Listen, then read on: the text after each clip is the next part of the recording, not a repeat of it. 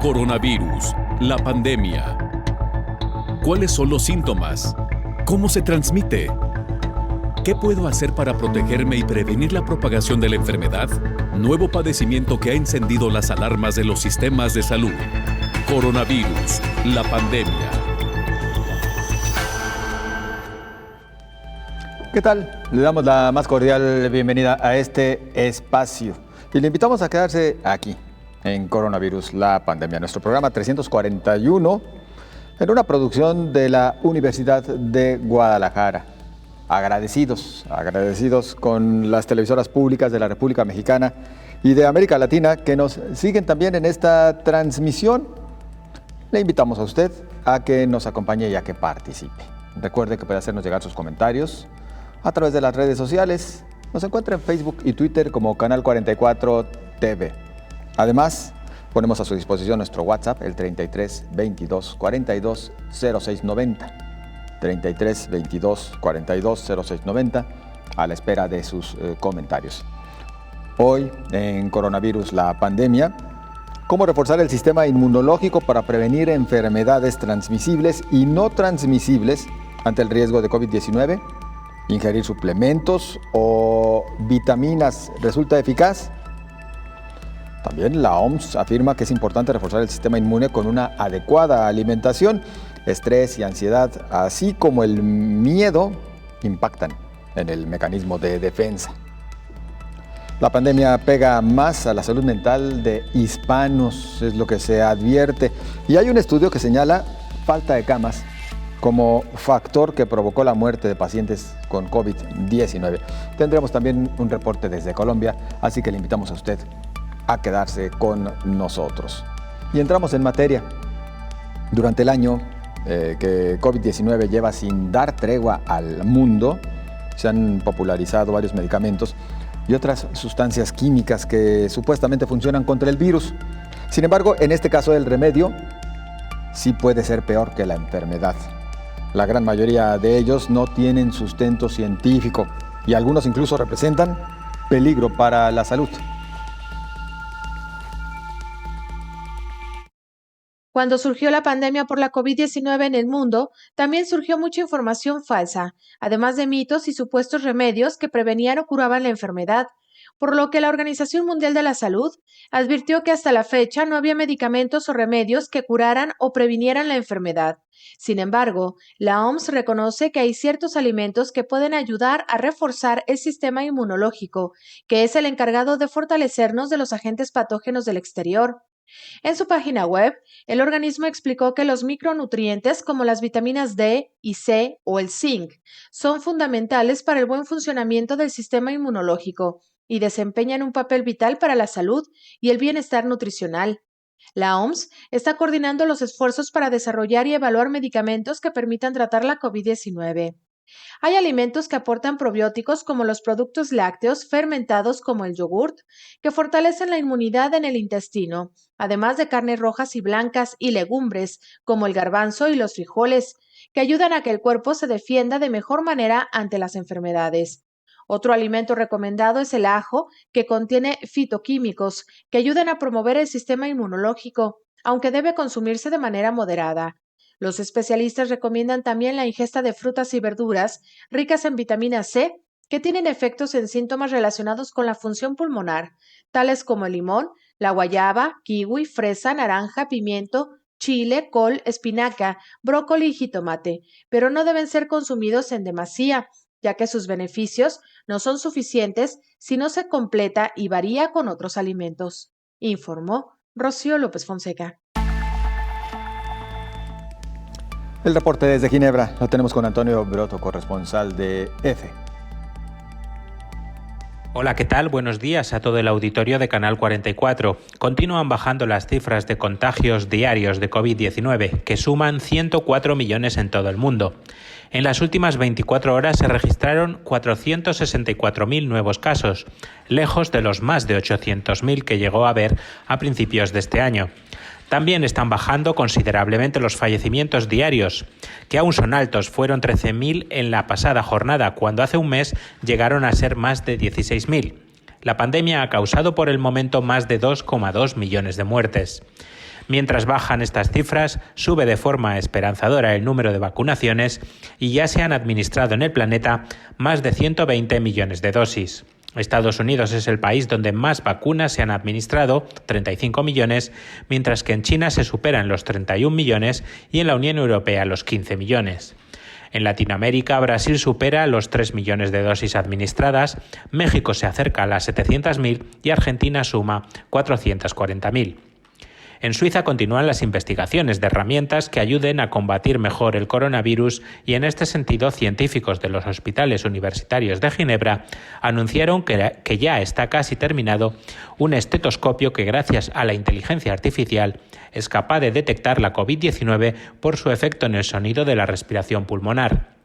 Conectado a un teléfono inteligente o a una tableta, el estetoscopio, dotado de un algoritmo realizado con datos recopilados de sonidos pulmonares de distintos pacientes, permite reconocer a un afectado por COVID-19, ya que cada enfermedad o infección pulmonar, sea asma, neumonía, COVID o bronquiolitis, provoca que el pulmón durante la respiración suene de manera diferente. Los resultados preliminares parecen indicar que el algoritmo, llamado Deep Breath, es capaz de identificar la COVID-19 incluso en pacientes asintomáticos y por ahora detecta hasta 8 de cada 10 casos diagnosticados como positivos en las pruebas PCR. Reportó desde Ginebra Antonio Broto para el programa Coronavirus, la pandemia. Muchas gracias a Antonio Broto. Y en más información importante, reforzar el sistema inmune.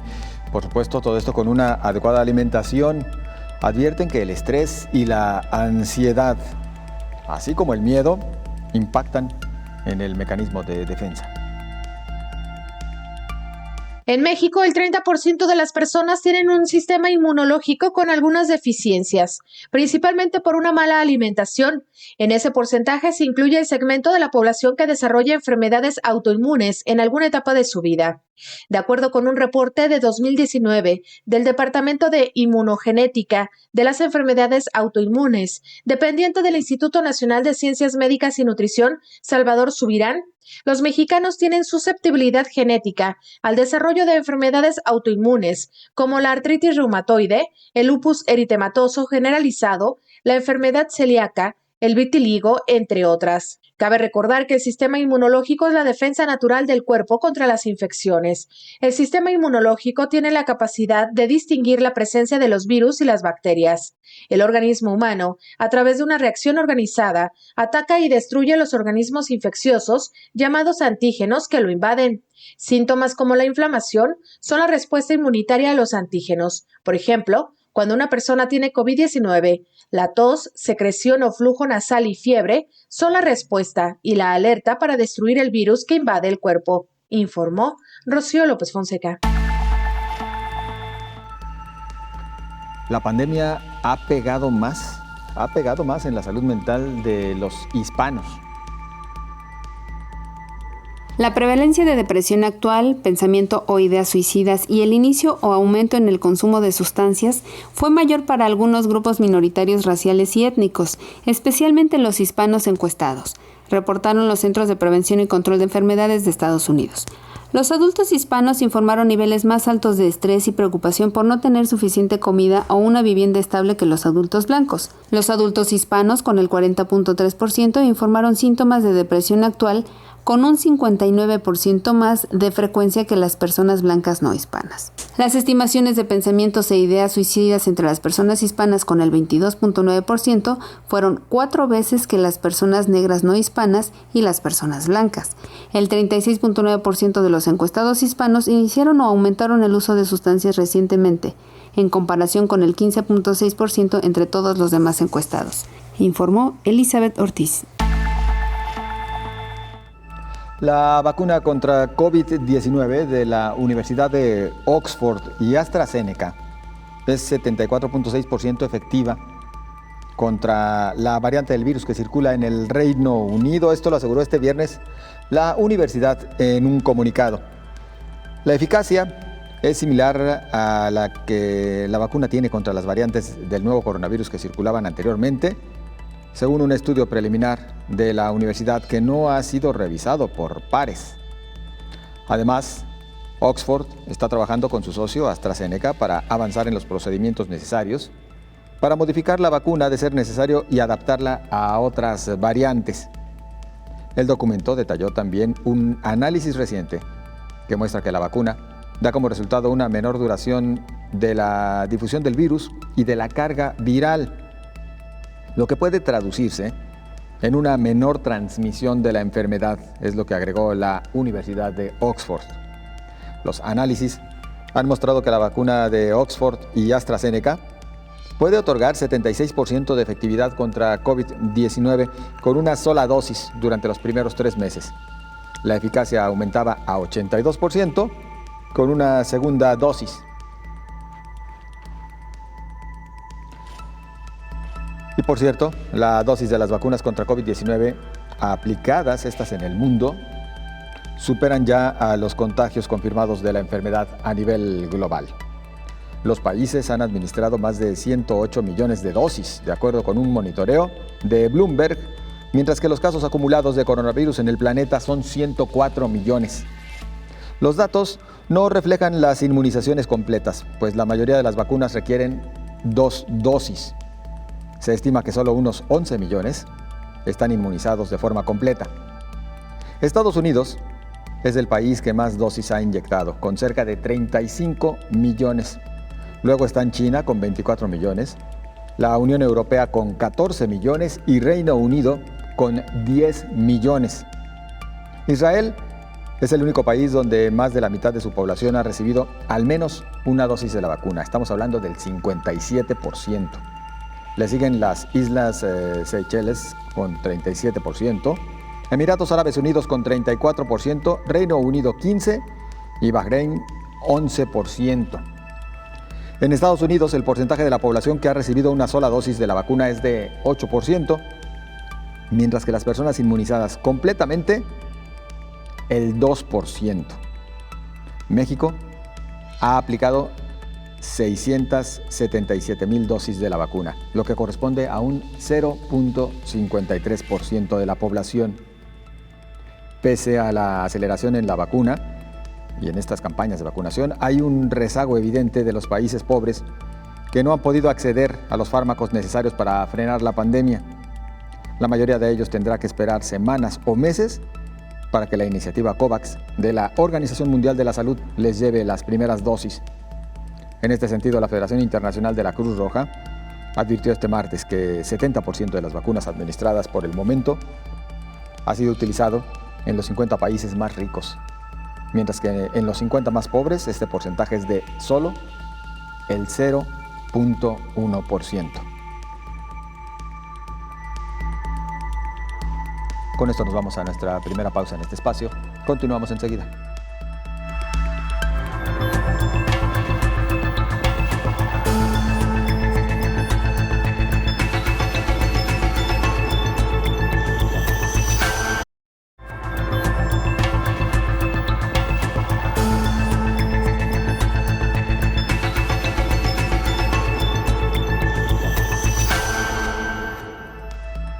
Agradecemos, continúe con nosotros y avanzamos en la información.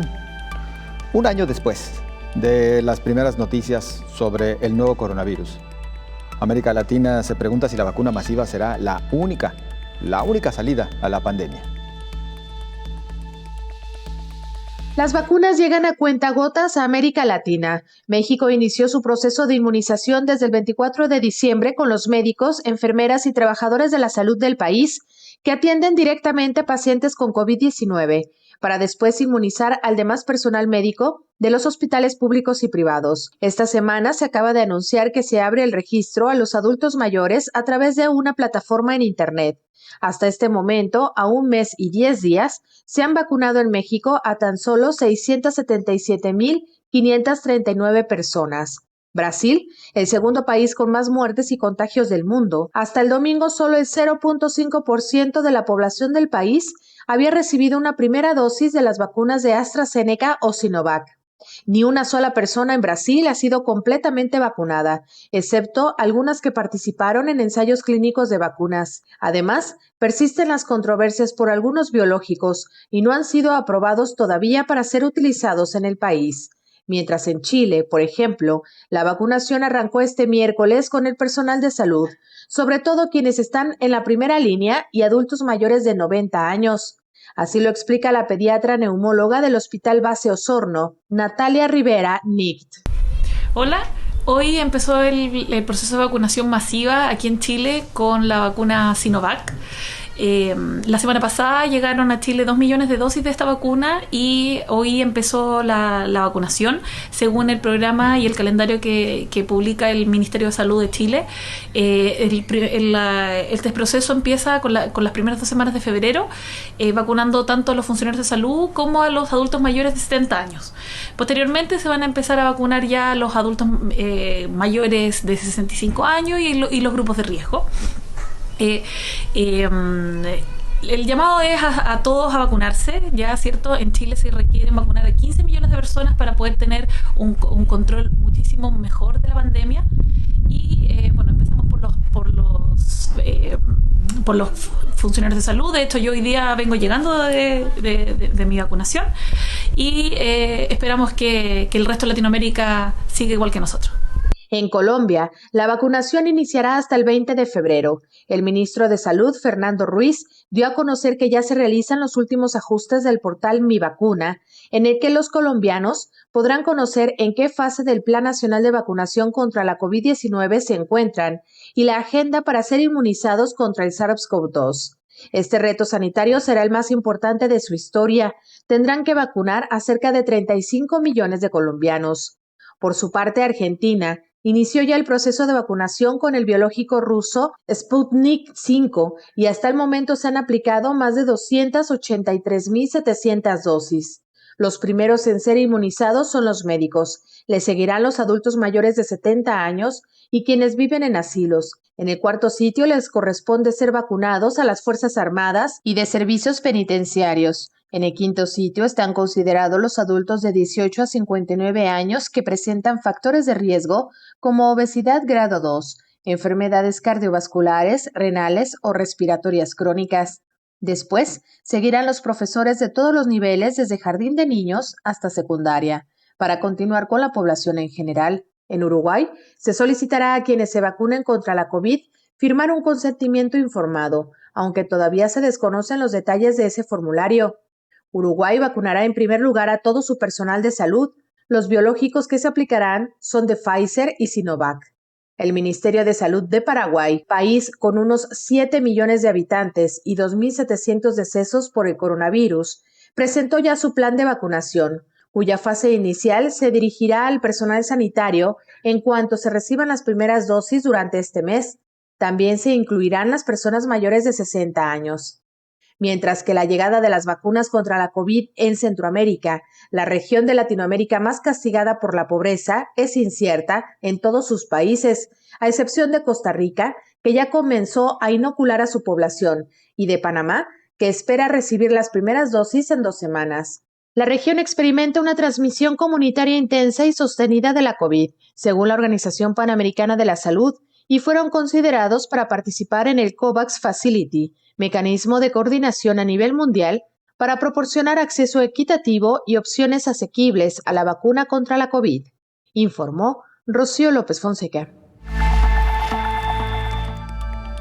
Al analizar los motivos que llevaron a la muerte a pacientes con COVID-19, además de las causas ya conocidas y entre otras el agravamiento por enfermedades colaterales, un estudio concluye que otro factor que ha influido en este nivel de decesos tiene que ver con la falta de camas de hospital.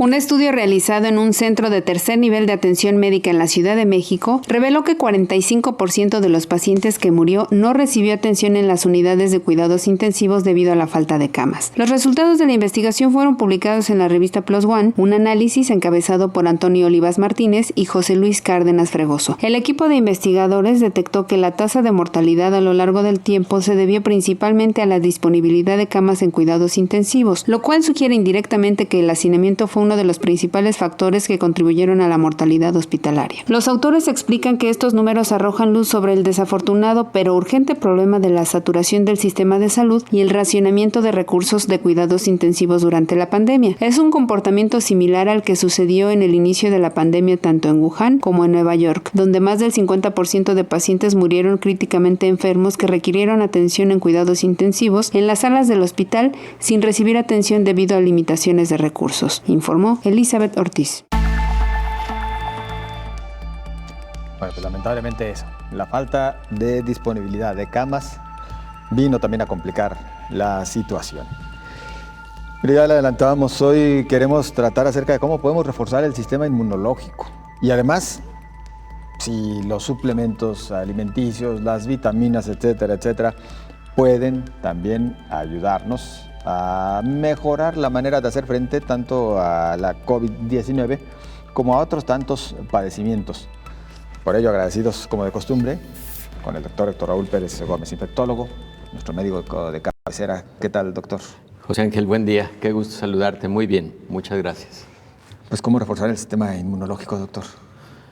Primero, procurando una salud óptima en todos los sentidos.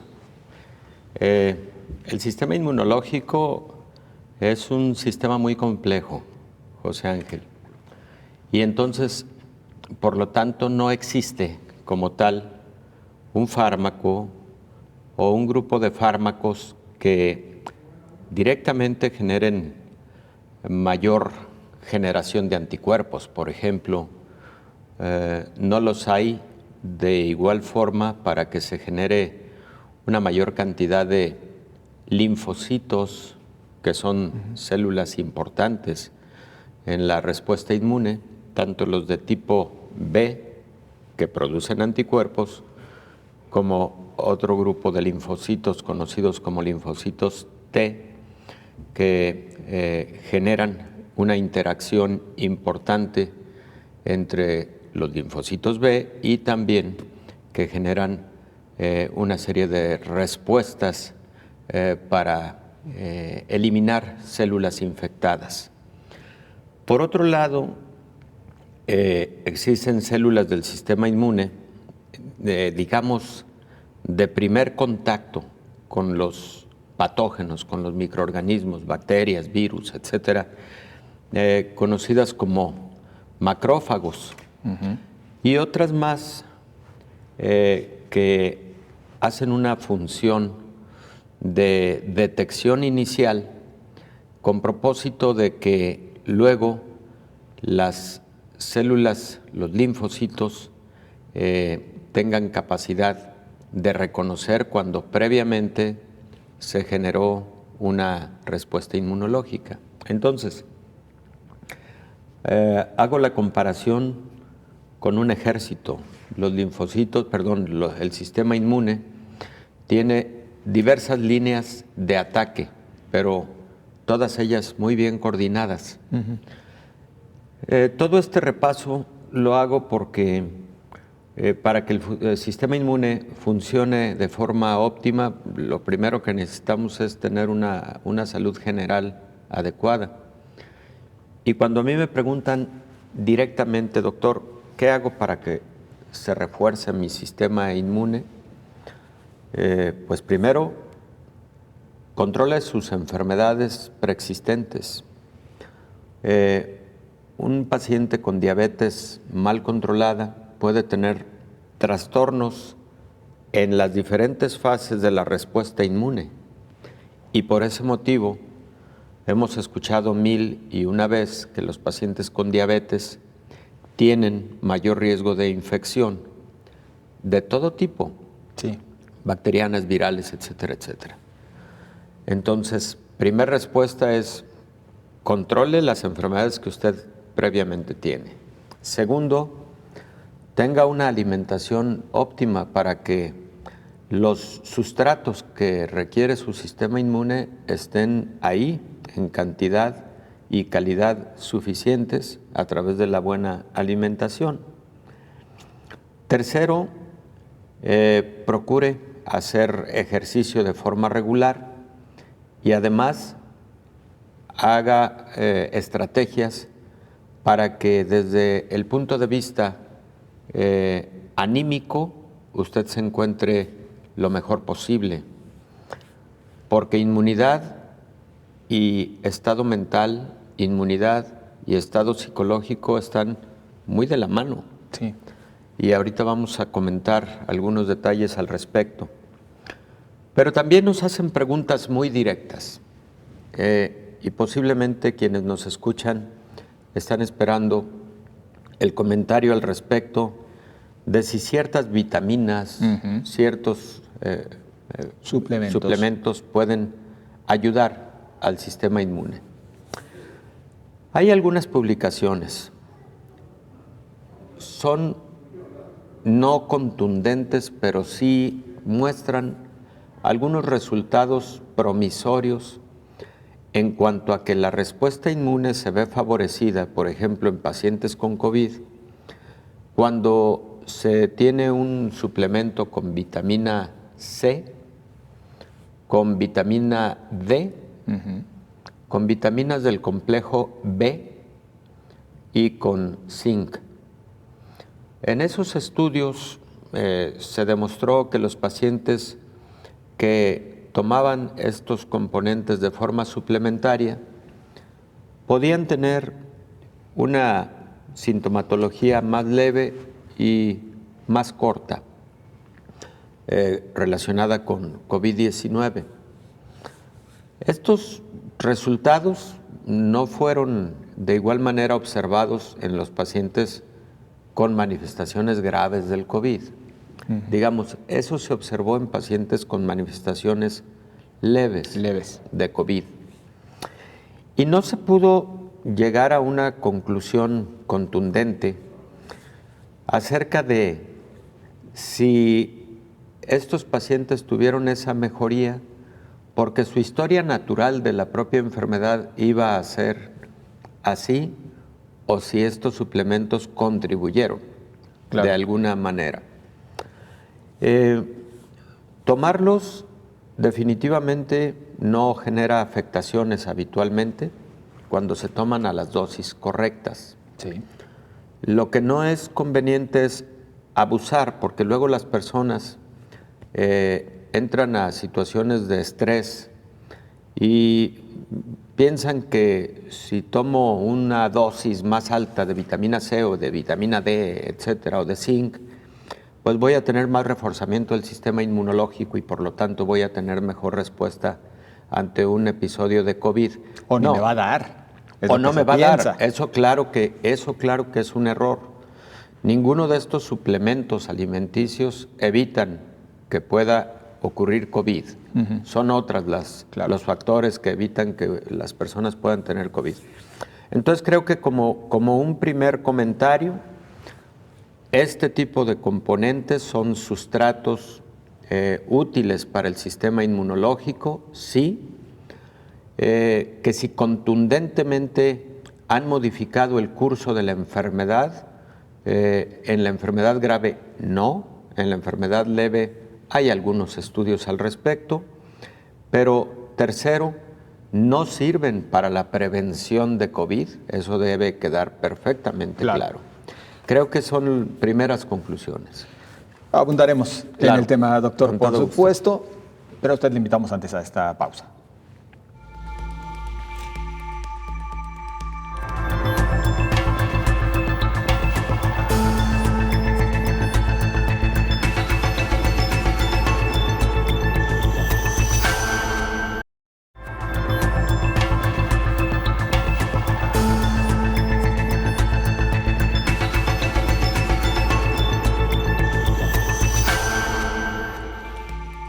Avanzamos y es momento de escuchar el reporte desde Colombia con Eliana Chavarro, periodista de Canal TRO, Colombia.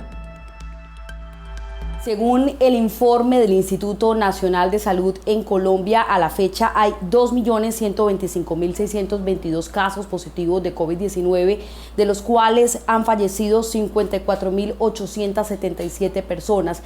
Según la tendencia que se maneja en cifras diarias reportadas por el Gobierno Nacional, hay casos entre 310 y 320 casos reportados por COVID-19 positivos. Sin embargo, hay mucha expectativa en todo el territorio nacional relacionada con, después del 20 de febrero, la posible implementación de la jornada de inmunización o vacunación contra COVID-19. Si bien se conoce que la primera línea que ha batallado contra esa enfermedad son los médicos, pues se está activando todos los planes de logística para identificar precisamente en las diferentes clínicas y hospitales del territorio nacional cuáles serán los médicos, las enfermeras y el personal de primera línea que iniciará ese proceso de vacunación. Mientras tanto, también una de las problemáticas o algunas de las expectativas que hay en medio del Gobierno Nacional, de los docentes, padres de familia y estudiantes, es el retorno a clases con alternancia. Hay mucho temor relacionado por lo que pueda ser nuevos contagios de COVID-19, específicamente en los menores de edad. Por eso, en algunos lugares todavía ese proceso de alternancia, volver a los salones, a las aulas de clase, se está a la espera. Esa es la información que se maneja desde Colombia relacionado con los casos positivos de COVID-19, las expectativas que hay en medio de la vacunación y, por supuesto, las expectativas que hay en materia educativa y también de reconversión laboral. Continúen ustedes con más de este especial de coronavirus, la pandemia. Muchas gracias a Eliana Chavarro, periodista de Canal TRO en Colombia. Johnson & Johnson pidió a los reguladores estadounidenses que autoricen la primera vacuna COVID-19 de dosis única del mundo, una opción más fácil de usar que podría impulsar los escasos suministros. Esta vacuna de Johnson & Johnson es segura y ofrece una fuerte protección contra COVID de moderada a grave, según los resultados preliminares de un estudio internacional masivo. Pero la Administración de Alimentos y Medicamentos pidió a sus asesores independientes que debatan públicamente todos los datos detrás de la inyección de dosis única, al igual que sus competidores fueron sometidos al microscopio antes de decidir si dan luz verde a una tercera opción de vacuna en Estados Unidos. Peter Marks, jefe de vacunas de la FDA, ha advertido que no se deben hacer comparaciones antes de que la evidencia esté completa. Esto pues en torno a las diferentes alternativas que se siguen abriendo para ofrecer una vacuna accesible y en este caso, bueno, de una sola dosis, la de Johnson & Johnson, pero que todavía espera ser autorizada en el vecino país del norte. Nosotros continuamos con el doctor Héctor Raúl Pérez Gómez y seguimos platicando acerca de cómo fortalecer el sistema inmunológico y nos quedábamos todavía con este tema, doctor, si de repente los suplementos, estas vitaminas que usted ya nos refería, la C, la D, complejo B y el zinc, son opción para prevenir o al menos para estar un poquito mejor preparados en caso de que llegue el virus. Para prevenir, no. Eso debemos dejarlo claro. Y debemos dejarlo claro porque luego ocurre exceso de confianza, pensando que al vitaminarme con este tipo de componentes tengo ya tal protección inmunológica que entonces puedo dejar de utilizar cubrebocas o puedo darme esos permisitos de claro, bajar la guardia y eso hay que dejar claro, no es nada conveniente. En otras enfermedades infecciosas han ocurrido estudios también no a gran escala, estudios y no en suficiente cantidad de ensayos, probando la utilización de estos sustratos, vitaminas, zinc, etcétera. Y se ha identificado, por ejemplo, también en el caso de influenza, los ha habido para COVID, los ha habido para influenza, los ha habido también para virus sinciciales respiratorios y se ha encontrado más o menos lo mismo, un poco menos síntomas y también acortamiento en el periodo sintomático entre quienes los tomaron versus aquellos que no los tomaron. Y también se identificó en algunos, muy pocos, pero algunos estudios con virus sincicial respiratorio que genera infección frecuentemente en niños, que vitamina A podría también tener alguna utilidad al respecto. Por eso vemos que comúnmente los pediatras prescriben también vitamina A en algunas enfermedades respiratorias leves. Pero, José Ángel, lo que ocurre con este tipo de estudios es que si son estudios retrospectivos, es decir, yo analizo como a un grupo de personas que recibieron estos medicamentos y analizo a quienes no los recibieron, pero de manera retrospectiva. Y luego trato de hacer entonces esas comparaciones con un análisis estadístico. Es válido, pero no tienen suficiente peso como aquellos estudios que son prospectivos. Claro. Los que yo diseño de manera exprofeso, con un grupo placebo, un grupo con los fármacos, y estoy controlando adecuadamente las variables. Y además, si son estudios doble ciego, mejor. Y perdón por entrar en estos detalles que son de orden metodológico. Pero muy importantes. Pero son importantes porque son esos los estudios que se acepta en general en la ciencia médica que son los que tienen más peso, ¿no? Y como tal, entonces, estudios prospectivos no hay suficientes para hablar a favor y tampoco, por supuesto, en contra de este tipo de componentes como fortalecientes del sistema inmune, ¿no? Doctor, pero son útiles, de sin alguna lugar manera. a dudas. Hay quienes optan por lo alternativo y en este Eso caso es. tal vez recurren a algún tipo de suplemento natural o a los tés o a algunas, pues teníamos que decir, desde frutas, verduras, Claro. plantas en general. Hoy, por ejemplo, hay quienes para todo tratan o procuran el jengibre porque a todo se le encuentra factores casi medicinales, tan solo por mencionar. Sí, escuchas una gran cantidad de remedios naturistas, escuchas una gran cantidad de componentes naturistas a los que se les atribuyen algunas propiedades de esta naturaleza. Nunca he sido experto en el campo de lo naturista y entonces creo que de mi parte sería incorrecto entrar a profundidad a hablar al respecto. Lo que sí creo que conviene decirle a la población es que no se confíen a que los medicamentos alopáticos y lo naturista pueden combinarse sin ningún riesgo de una mala interacción farmacológica, porque luego sí se escucha ese comentario, no pasa nada, o sea, no dejes de tomar tus medicamentos, finalmente como esto es naturista no pasa nada.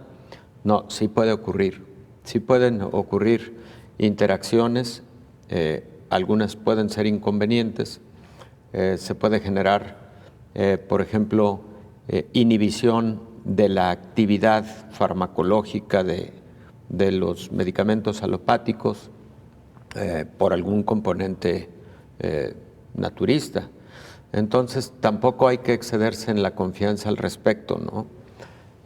Yo siempre les digo a mis pacientes que cuando hemos decidido un tratamiento para X patología, en este caso, cuando hemos decidido ciertos fármacos para COVID, tengan precaución en cuanto al uso de otras cosas, porque a veces puede haber efectos secundarios, pueden ser leves, pero por ejemplo he visto muchos casos de personas que luego tienen náuseas, o que luego tienen vómito, y entonces ya es muy difícil identificar si está relacionado con alguno de los fármacos o con alguno de los componentes naturistas que los pacientes estuvieron tomando, porque a veces terminas por observar que no es 1, 2 o 3, sino hasta 5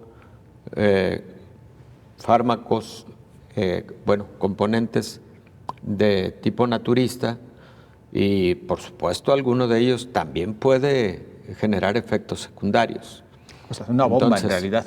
Sí, porque a la hora de la hora los pacientes se llenan de muchos fármacos y además de estos componentes que podrían interactuar. Yo siempre les digo a los pacientes que en la terapéutica, y además este es un principio fundamental, el menor número estrictamente necesario que el paciente requiere para la atención de su patología.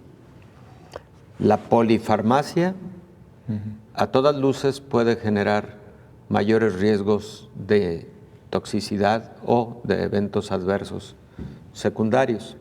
Hay pacientes que requieren polifarmacia, ni modo, sobre todo personas de avanzada edad que toman fármacos para diabetes, para hipertensión, que toman fármacos por hipercolesterolemia, que toman fármacos porque además tienen algún trastorno tiroideo.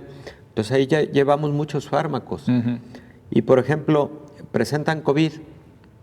Tú tienes que utilizar algunos fármacos adicionales por motivo del COVID, y entonces ya son muchos medicamentos, como para todavía incrementar con algunos fármacos naturistas, ¿no? Entonces, creo que una primera recomendación es, aunque sea algo naturista, siempre consúltelo con su médico, porque creo que lo que más le conviene es tomar lo estrictamente necesario y no más. Claro. Porque además en COVID leve, el COVID leve se maneja con muy pocos fármacos, también los estrictamente necesarios para aliviar los síntomas. El COVID leve no necesita de más. Ya el COVID grave, claro que necesita fármacos, como por ejemplo incluso corticosteroides como dexametasona, etcétera. No se diga el COVID crítico, que necesita muchas más estrategias terapéuticas. Pero y entonces hay personas que ya están tomando medicamentos para un COVID moderado o grave e insisten en el empezar a tomar vitaminas de esta naturaleza.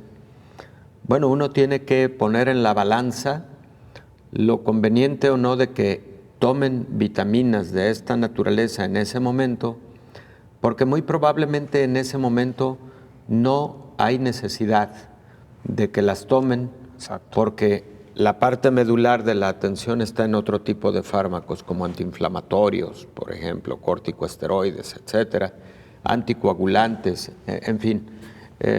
Creo que entonces cuando hablamos del fortalecimiento del sistema inmune tenemos que ser cautelosos, pero sobre todo recordar que el sistema inmune lo reforzamos con una vida saludable en general y desde niños. Y como siempre, bueno, habríamos de llegar a la conclusión, esto lo estaremos haciendo en unos minutos más, de que lo importante es consultar ante cualquiera de estos escenarios siempre al médico para que sea quien determine qué sí y qué no.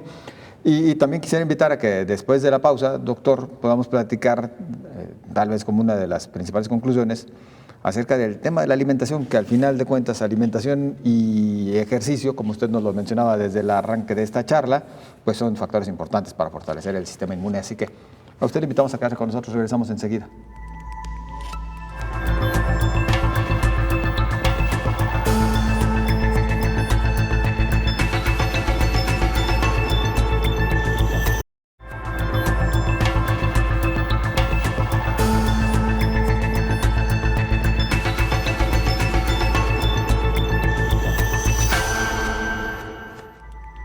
Agradecemos el que continúe con nosotros. Y en más información, países de Europa experimentaron escasez de medicamentos contra el cáncer. Esto es parte del impacto de COVID-19, algo muy similar, por cierto, a lo que estuvo y ha estado ocurriendo también en América Latina y principalmente en México. El impacto del COVID-19 es complejo, por lo que algunos lo denominan como una interacción mortal. Debido a las restricciones de viaje y la enorme presión sobre los sistemas de salud de la lucha contra el coronavirus, los servicios contra el cáncer se han interrumpido en toda la región europea de la Organización Mundial de la Salud, señaló el director Hans Klug. Eso ha retrasado significativamente el diagnóstico y el tratamiento, lo que ha tenido un impacto directo en las posibilidades de cura o la supervivencia de cientos de miles de casos de cáncer. Algunos países han experimentado escasez de medicamentos contra esta enfermedad y muchos han visto una caída significativa en los nuevos diagnósticos, incluso en países más ricos en recursos. El alto costo de los medicamentos y tratamientos contra el cáncer es un desafío para todos los países, incluidos los de ingresos altos. Las desigualdades preexistentes también están aumentando debido a la crisis económica, lo que dificulta que muchos adopten comportamientos saludables o tengan acceso a servicios de prevención o atención, informó Elizabeth Ortiz. Autoridades del Reino Unido anunciaron que todos los visitantes procedentes de zonas con alta tasa de contagio de COVID-19 deberán pasar 10 días en cuarentena en un hotel. Esto a partir del 15 de febrero, en un intento por frenar la entrada de nuevas variantes del coronavirus al país. El gobierno fue criticado por demorar la aplicación de esta medida que se anunció por primera vez a finales de enero. Las personas que lleguen de países de alto riesgo deberán pasar una cuarentena en hoteles aprobados, custodiados por guardias de seguridad, que tendrán que abonar el costo de su estancia. Es decir, también la persona tendrá que abonar el costo de su estancia. El Reino Unido pidió asesoramiento a Australia y Nueva Zelanda, que también emplearon esta medida para contener la pandemia. El Partido Laborista, la principal formación de la oposición, dijo este viernes que era incomprensible que esta política arrancara tan tarde, 50 días después de que se identificara una nueva variante del virus que se propaga con más facilidad en Sudáfrica. El gobierno está haciendo muy poco, demasiado tarde, señaló un vocero de la formación, Nick Thomas Simons. Reino Unido tiene uno de los peores brotes del continente europeo, con más de 110,000 decesos confirmados hasta este momento. Llegamos al último tirón de este espacio y bueno, emplazaba, doctor, salvo la mejor opinión de usted, a que abundáramos en este tema, el de la alimentación y el ejercicio como pues, el mejor método para fortalecer el sistema inmune. Y además, creo que van en conjunto con la salud mental, algo de lo que a veces se habla poco, pero la relación de la salud mental claro. con la respuesta inmune. Fíjate que hay muchos estudios, José Ángel, que sugieren claramente que las personas que están en un estado depresivo, que están en un estado de ansiedad o con ambas condiciones, pueden ser más susceptibles a enfermedades infecciosas. Y es que se ha encontrado una gran relación, incluso molecular, en lo relativo a, y ahora se ha llamado sistema psiconeuroendocrino, en donde inmunoendocrino, psico-inmunoendocrino, en donde estos estados de ansiedad, de depresión, etcétera, hacen más susceptible a las infecciones a algunas personas. Entonces, sí, la buena alimentación, la actividad física y el estado de salud mental pueden contribuir a una buena respuesta inmune. Y ahora, también algo que no hemos comentado en el programa y lo hago en 30 segundos, es que cuando se habla de fortalecimiento del sistema inmune, sí hay momentos en los que el sistema inmune necesita fortalecerse, pero porque se detecta que en este complejo sistema inmune existe algún defecto específico. Claro. Por ejemplo, existen patologías de inmunosupresión congénitas. Por ejemplo, se llaman agamaglobulinemias o hipogamaglobulinemias. Las inmunoglobulinas son los anticuerpos. Entonces, hay patologías, incluso congénitas, de personas que tienen defecto en la producción de inmunoglobulinas. Bueno, ahí ya estamos hablando de algo muy específico del sistema inmune que requiere de atención, y frecuentemente estos pacientes pueden requerir administración con cierta periodicidad de inmunoglobulinas, pero eso es cuando se detecta algo muy peculiar del sistema inmune afectado, ¿no? Entonces, habría que diferenciar. Y como fortalecimiento general en la cotidianeidad, pues estamos hablando de nueva cuenta, el estado de salud óptimo, bien cuidado en todas sus vertientes, es lo que nos va a generar una capacidad de protección contra diversos patógenos, ¿no? Oiga, doctor, qué difícil hablar de bájale al estrés en este momento, ¿no? Sí. Digo, ya de por sí encerrados, tal vez con dificultades económicas familiares, con riesgo de perder el trabajo que la mayoría vive en la actualidad. Y luego se nos dice, bájale al estrés. No, pues ¿cómo le hago? Mejor recétame ansiolíticos. Sí, estoy en una situación apremiante con la pandemia encima, con el riesgos laborales, todo lo que estás comentando. Efectivamente, ahí es donde tenemos precisamente otro, digamos, efecto colateral de la pandemia. Sí, claro. Una pandemia también de alteraciones psicológicas que está viviendo la población y que esas también les pueden generar susceptibilidad, no necesariamente al COVID, pero incluso sí a otras patologías, ¿no? Bueno, tiempo seguramente nos faltó, doctor, perdón. Sí, pero vamos conclusión. La conclusión es, cuidemos nuestro estado de salud general para poder tener un sistema inmune óptimo y cuidemos las patologías como diabetes, hipertensión, enfermedades cardiovasculares, que pueden contribuir a que nuestro sistema inmunológico no funcione adecuadamente. Vitamina D, vitamina C, zinc y algunos componentes del complejo B pueden tener utilidad como sustratos para la buena actividad del sistema inmune, sí, pero no lo son todo, y definitivamente no confiarnos a que este tipo de sustratos vitamínicos nos van a proteger contra COVID-19. Bien. Doctor, muchísimas gracias. Gracias, con todo gusto, Miguel. Muy amable, doctor Héctor Raúl Pérez Gómez. Y gracias también a usted por su compañía. Tenemos una cita mañana, por lo pronto, pásela bien. Coronavirus, la pandemia.